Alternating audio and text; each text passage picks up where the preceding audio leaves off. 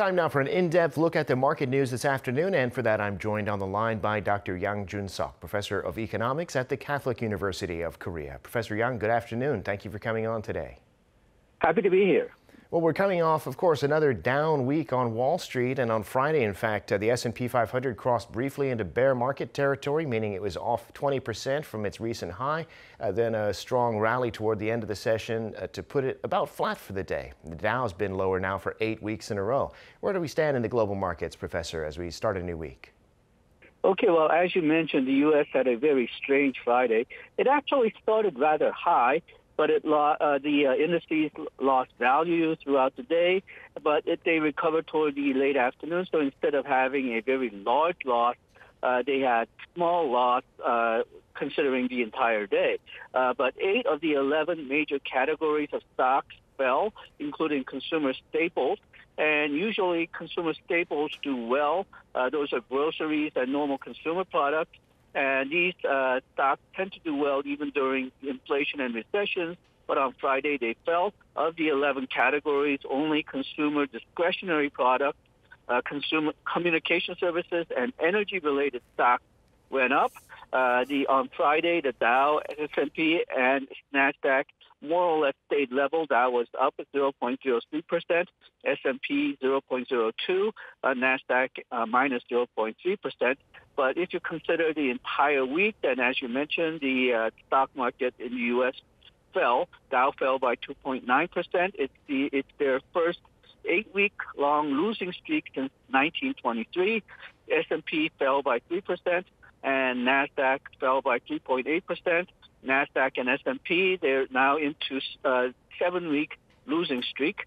But there may be some good news. Futures for Monday's opening is looking up. But still, overall, I would expect the market to go down rather than up if you're looking at the entire week or the month. The investors and analysts are becoming more pessimistic about the future. They're thinking that the recession is more and more likely. And according to at least some observers, the market actually seems to want higher interest rates to control inflation. Stocks have declined almost 35% on average. So the market is definitely going toward the downward path. Year to date, Dow is down 14.6%, S&P by 18.7%, and NASDAQ by 28.3%. And lately I've been comparing the current U.S. stock market numbers with first quarter of 2020 pre-pandemic highs during that quarter, and now Dow is only 5.8% above that first quarter 2020 high, S&P 15.2%, NASDAQ 15.7% above the first quarter 2020 highs. So market has lost a lot of points that they gained during the pandemic. DAX, they had a negative week. But today they just started trading today, and most indices, including DAX, FTSE, and CAC, are up somewhere between 0.7 to 1.3%.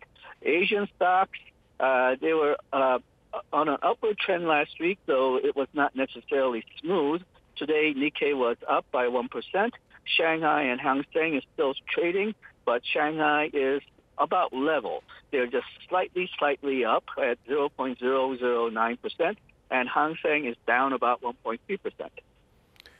Well, Korean stocks closed higher today. It didn't quite look like it were going to middle of the session, but rebounded toward the end of the session. Maybe some optimism, some say, coming off the summit with President Biden over the weekend. The exchange rate has also come down significantly. Tell us about the domestic market, Professor.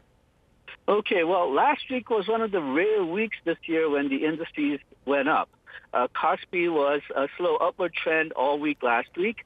There was a large fall on Thursday, but a large rise on Friday to recover, and that's probably because of the President Biden's visit.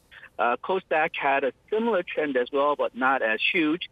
So last week, Kospi rose by 1.3%, Kosdaq rose by 3.3%, and for the week, it was also a rare week when foreigners bought on the net. Individuals sold 740 billion wons worth of stocks.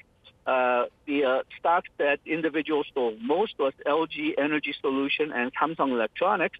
But in the case of LG Energy Solutions, the foreigners just picked it right up. So because the foreign investors have invested in Korea on the net, Korean won seems to have appreciated as well. So last week, the Korean won appreciated by 1.2%. The rise in stocks took place mostly in the battery, semiconductors, and automobile sectors. Again, that seems to reflect optimism over President Biden's visit to Korea.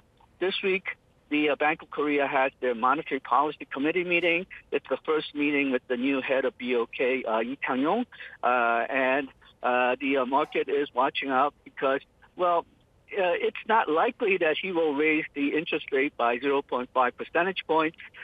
If I were betting, I would bet against that. But still, he did say that it was not out of the picture. So that is, I think, what the market is going to look at this week.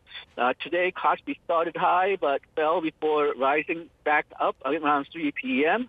It ended up today up 0.31% at 2,647.38. Individuals and foreigners sold, institutions bought. Kosdaq, it started high, and it more or less remained high, but strangely enough, there were a couple of times during the day when it fell for a short period of time, and during the decline, it nearly wiped out all the gains or went into negative, but then it just rose back right up again. Kosdaq rose by 0.3%, and it ended today at 350.34.